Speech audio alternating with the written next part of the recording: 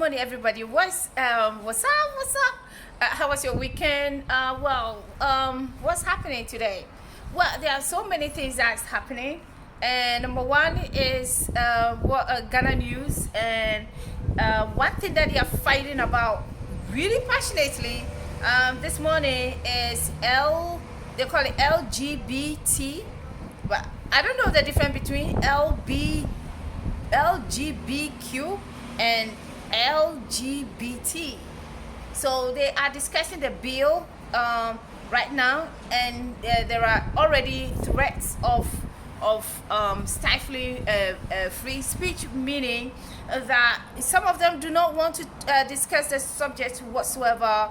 Some are saying that their right is being broken or whatever, and they don't want to listen to anything. And the other side is like, well, it's our right and all that. So let's hear from what they are saying right now.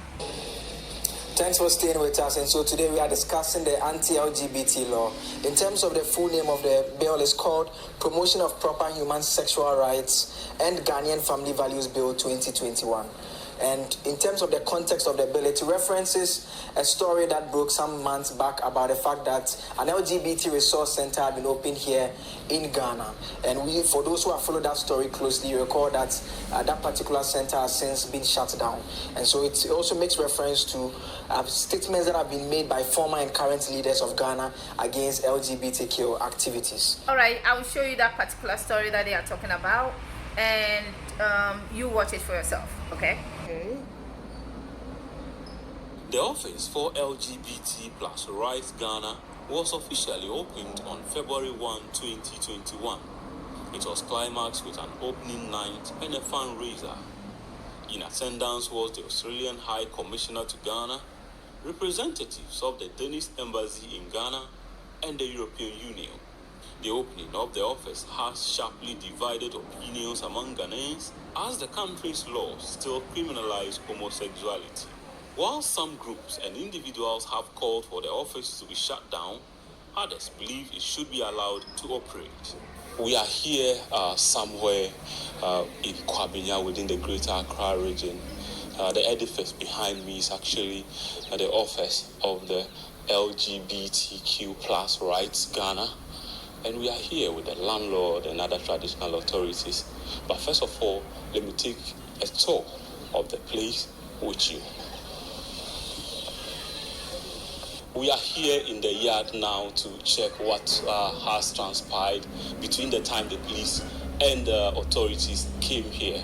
We were told by police that when they got here earlier, those who were already in the house actually fled. We're here to check, but from the look of things, the door has been locked. I can see a new padlock here, and I was told initially it was done by the security personnel who came here with the landlord. But we'll go ahead and speak to the landlord of this particular property. We also speak to the Kwabinya Traditional Council and some other people involved in this particular operation here. In December, we finished renovation works and decided to give it out on rent. So we asked an agent to look for a tenant. So he got a tenant for us. I called the tenant to check his background. He said they were in, they were in NGO for health. So I asked the kind of health. And with this COVID, a lot of NGOs are coming. So we agreed and gave it to him for 1 year. And it was yesterday around 11 a.m. that a text message, a WhatsApp message came through with some pictures of some activities that had gone on here, relating it to the practice of LGBT. So I called the agent and asked him if he was aware. He said no. Then I called the tenant and I asked him, I hear there's something going on in the house. What is it? He said, oh yeah, we had a small party and it's all over social media. So I said, oh, hold on. A party and it's all over social media. What do you mean by that? Then he started trying to be dodgy. But I was really angry. So when he realized I had more information than he was telling me, he confessed that they actually provide health services for this kind of group. And I said, hold on a minute, I'm on my way right from Kumasi, so wait for me. Tomorrow I'll be in the house. The landlord told the media he has taken some steps against the tenant. My way, I called National Security, I called the Ghana Police Service, and I called a few other people that I wanted to help me just carry out an operation because it's in clear breach of the terms of the tenancy agreement. One, the place is purely for residential and not for such a purpose. So this morning, we contacted the police, National Security, and we decided to carry out the operation. The intention was to come and, one, validate whatever was going on, and if it is so, just take over my house and evict him. So I came prepared to pay him off, but there's a criminal aspect to it because LGBT is illegal in Ghana. So I got the police involved, and lawyers are also ready for them. But does the action of the tenant really amount to a breach of the tenancy agreement? Dr. Asenso had this to say. The walls have been painted. That's also another clear breach of the tenancy agreement because it is instructive in the tenancy agreement that every fixture, every painting must be done with prior approval from me, and it wasn't done. So the police are investigating the LGBT type. For me, the civil parties, there's a clear breach of tenancy agreement, and I want them out of the place. On its part, the Kwabinya Traditional Council vowed to resist the continuous operation of the office within its catchment area. The spokesperson for the council, Ni Ayi, spoke to the media. He spoke to the man, the doctor, the landlord. He said he has a lot of things doing. He will find a time to come. But we will talk to him on phone. Ask him to come as early as possible. Because this is not something that we have to gloss over at all. We need to have the spiritual aspect of it. He's dealing with the civil side of it, and has given up the criminal side to the state. Then also we have to deal with the spiritual aspect of what has happened on our land. All right, the core argument in the Ghana context is this. All right, so listen. Some other issues we're talking about is that the promoters explain the intention behind the bill being, one, to proscribe LGBTQ plus and related activities and propaganda of advocacy for or promotion of LGBTQ plus and related activities.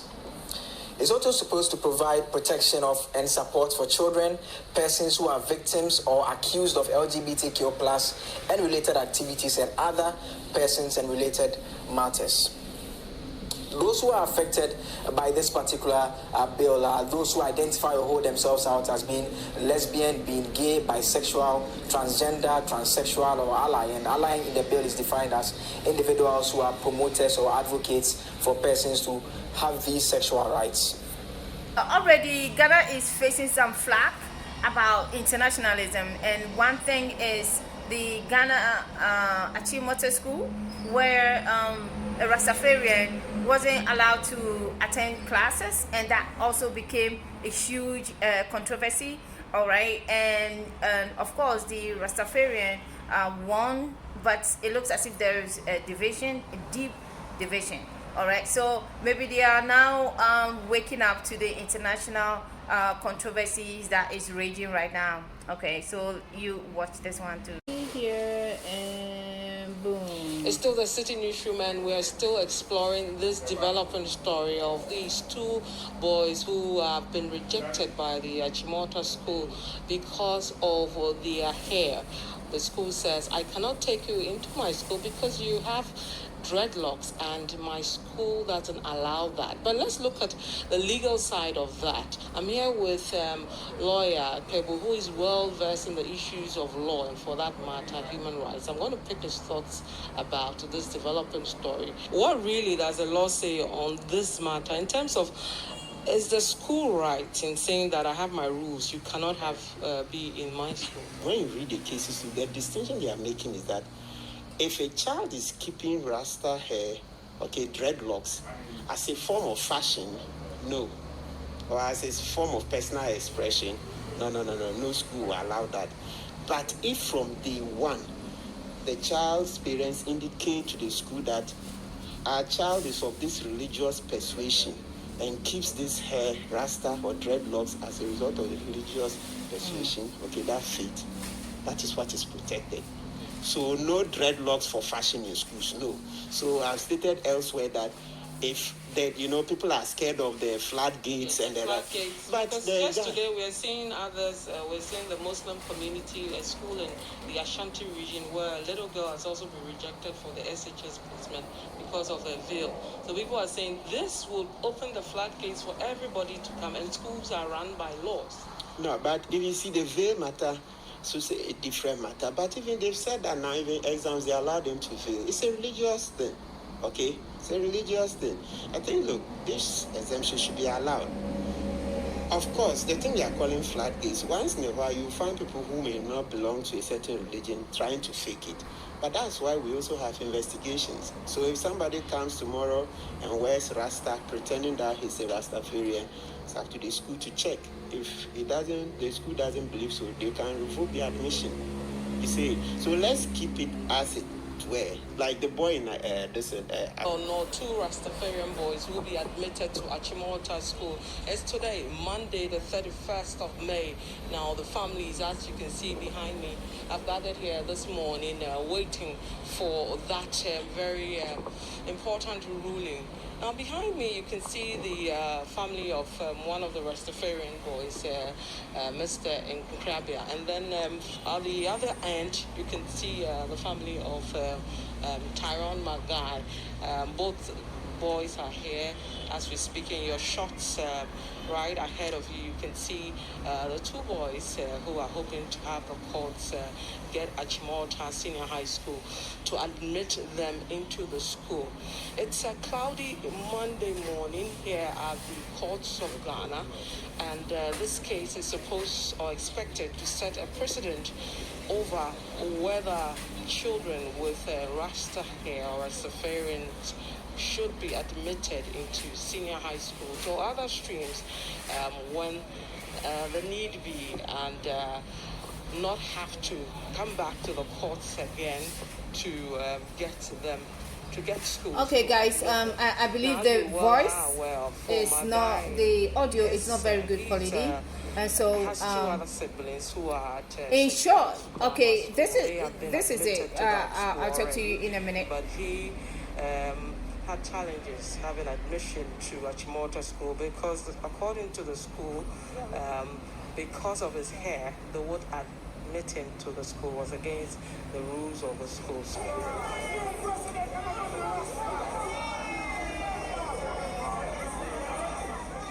Coming to you live from the Human Rights Division of the High Court here in Accra. And the latest development is the Tyrone Magai, one of 2 Rastafarian boys who were hoping to get Achimota School to admit him to the school, has won the case against Achimota. Let's speak to father of Tyrone Magai. He himself very elated over the development. So these are kind of like a taste of things to come for Ghana politics, and we shall see how they solve that particular problem. I hope that it will not be too passionate. Of course, we are looking for a fight, so if anything, I'll let you know. All right, talk to you soon. Bye.